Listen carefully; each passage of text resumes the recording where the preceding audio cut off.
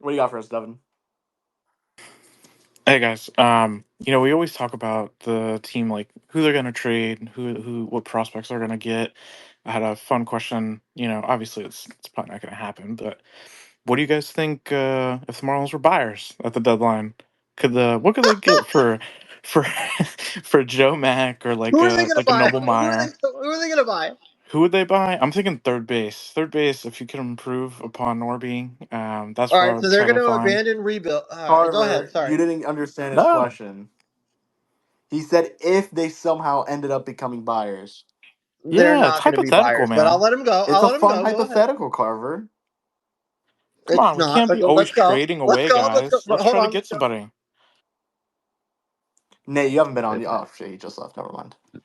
I'll just say the National League is tough this year. If they were in the AL, if that this would be a situation where if they were in the American League, based on how things are constructed this year, where only five of those teams are significantly over 500, then you can you can maybe dream about that. In the NL this year, Phillies, Mets, Cubs, Brewers, Dodgers, Padres, there's no path to finishing ahead of any of those teams, and it's only six playoff spots in the NL in a way that yeah, I don't think it you can really make that leap unless they somehow keep winning every single game. There's still time until the deadline. There's a reason why this stuff waits as long as possible, because you don't want to.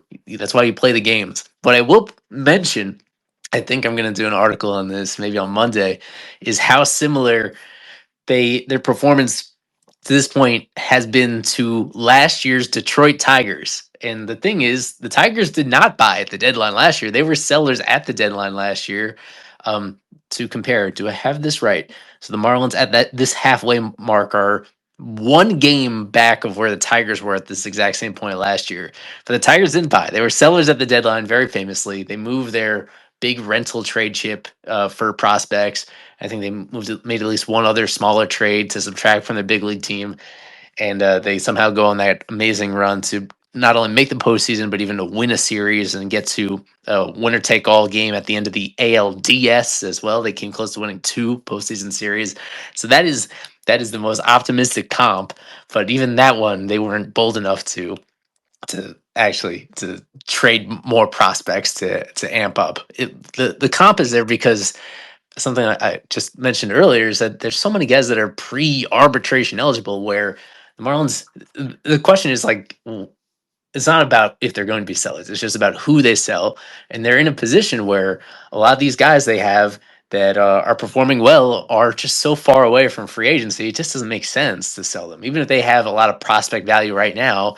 You don't want prospects for Dane Myers, and you don't want prospects for Otto Lopez because those guys are still under control for like 4 more years. You could get one of the highest rated prospects in baseball, and the average outcome of that player is probably going to be worse Right, and you're than betting. Otto Yeah. in Dane in X. Yeah, in Stowers, like those guys are success stories already, and even though some of them were not super highly regarded as prospects. So yeah, it's not I can't make that leap with you. It's just a question about how much you sell and who you sell, and they're in a situation where yeah, I really think it's going to be different from last year's deadline in terms of they these guys still have a bunch of years of club control and they're getting better. A lot of these guys, especially on the position player side, are better baseball players than we thought they were entering the year. So you just let it ride out. And if they end up winning a surprising amount of games this year, even if it hurts their draft lottery odds, that'd be a great problem to have. And that is kind of within the realm of possibility now because of they are, things are trending in a encouraging direction. Yeah, I would I like to see them try to get some guys for, next year, perhaps, try to look towards the future. Because it takes time to build, You can't just, like, become a contender overnight, right? You got to, like, pick up some guys here or there and then, go for it when that window starts to peak open. At least that's what I hope they do. Yeah, you're right, and that's what they're trying to do by building from within. So the thought that there would be buyers is just to me is asinine. I don't understand that thought, but hey, that's why we all have opinions. Like I don't get the fact that who would they buy in the first place? Number one, They are 11 and a half games out of first place. They are well beyond in the wild card. They have even though this stretch has been good, and I know everybody gets excited about a 7-3 stretch in 10 games on the road. Yes, I get it, but I don't see a route where this team ever would be a buyer in this situation. As I said before, they are still in the early stages, and no matter how much you guys want to admit it or not, this is still the early stages of a rebuild. It is Okay, because Alex, a lot of their talent is still in the lower levels of the minors. you're looking at it through the wrong lens, right? Like you got to get fans hype. You got to get fans in When that have the stadium. Marlins ever cared about getting fans hyped, Devin? Seriously, let's be honest about this. When I'm not saying it's not a focus, and yes, you're right. You have to be able to market the baseball team. I agree with you, and that's what they're trying to do by building from within. But they are in this for the long haul. This is not a 1 to 2 year process. This is a 5 to 6 year process that they are in the midst of. No, come on, 5 6 years. There's no way. Okay, That's when did they start the rebuild? when did they start? I'd Yeah. say within the last couple years. Okay. So again, like I said, it's a 5 to 6 year process that they started back then. So they are realistically, and I think in their mind as well, they are still at least another 3 to 4 years away from competing. No way. There's no way. Okay. Okay. Well, you can take a 7-3 stretch and take what you want from it, but this team is not close to competing yet. Okay. I mean, I still feel like they gotta get some type of momentum to fill in that stadium and try to bring some type of fan base. Try to start getting younger fans, something, because it's not working what they're doing. That stadium is like super empty all the time, and it's That's depressing. been the case for the Marlins for upwards of 20 years. Well, obviously, but they're They supposed to make change more that. money with the stadium empty than worrying about the marketing and buying players that it would take to fill the stadium. Who the It's heck is just that? shitty ownership. You're right. Like long term, you're right that this is not a sustainable practice for any business, let alone Major League Baseball team. It's not a sustainable practice for any business long term. You are right about that.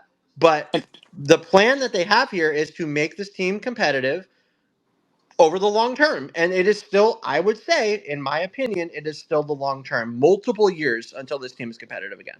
well, here, all right. Here's my last point. Um, with the draft, right? Like you would think if you finish last, you get the top pick. That doesn't happen. Mid player teams like those 80 and 80 teams or like 75 win teams. Those are it's okay to do that now. You don't have to be 100 loss teams. You're still gonna get shitty draft odds, and you'll be lucky to get the number 1 pick. So being in the middle isn't so bad. That's that's something to shoot for. I don't know why you're focusing on the draft either.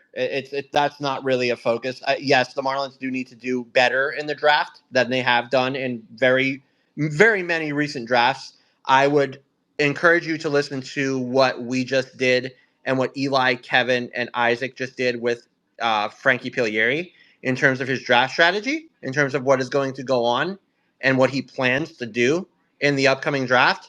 But I wouldn't say that the draft, whereas in other sports, yes, that is your source for becoming a younger organization that is able to incorporate talent. In baseball, there are many other routes that you can go, including the international period, which me and Kevin cover it all the time, where there are players down there, even now, that I am encouraged by, that Kevin is encouraged by, that the international scouts are encouraged by, that Adrian previously was encouraged by, that the current international director is encouraged by. Those areas and where the Marlins are going to try to build this organization in terms of being a sustainable organization while also not having to spend a lot of money at the time that those players are signed in most cases. That is what I would encourage you to keep an eye on rather than just the MLB draft. Okay. Jeremiah, what's up? What do you got for us? Yeah, so I was just going to respond to Carver because I think, let's say this team wins 73, 74 games. They top out at 75. If they really continue to play well and overachieve, I don't think that's a 3 to 4 year rebuild at that point. I think you're seeing tangible progress where you can look at 2026 and say to yourself, okay, now let's get a little bit better and maybe get to the 80 win mark. And you make these trades not for guys in the lower levels of the minors, like low A, like Dylan Head, a high A ball, but you start, like, for example, potential Eddie Cabrera trade. You trade him, you get a close to major league ready piece. Or if Sandy Alcantara, whether he gets traded at the deadline or the offseason, you get the same type of return where you're closer to your window, and we're not looking at 2029, 2028 ETAs. Now we're looking at 2026, 27, because I mean, we Yeah. both think Joe Mack's going to be up. Thomas White at some point, maybe next year. Like, this Yep. team could be good, not great, but better than they are now in 26. Jeremiah, not to cut you off, I agree with you, and I think you're right. But we just had a comment about the Marlins being buyers this year. Like, Right, right, right. what are we doing? Like, what? Why are we making that comment? Like, no, Oh No, my I God, agree with you. Carver! It I agree doesn't with mean you. I'm saying buy rentals. That's all I'm saying. Like, no, not even that. No, just no. I had that question on my podcast. Like, I did an emergency pod like 5 10 minutes ago, and someone said, could they be buyers if they continue to win? I said it would take like a No. 15-game win streak for them to even it's not going to happen. That's what I said. I said it's not going to happen. It's not realistic. But enjoy the moment, what's going on, because they Yes. are playing good baseball.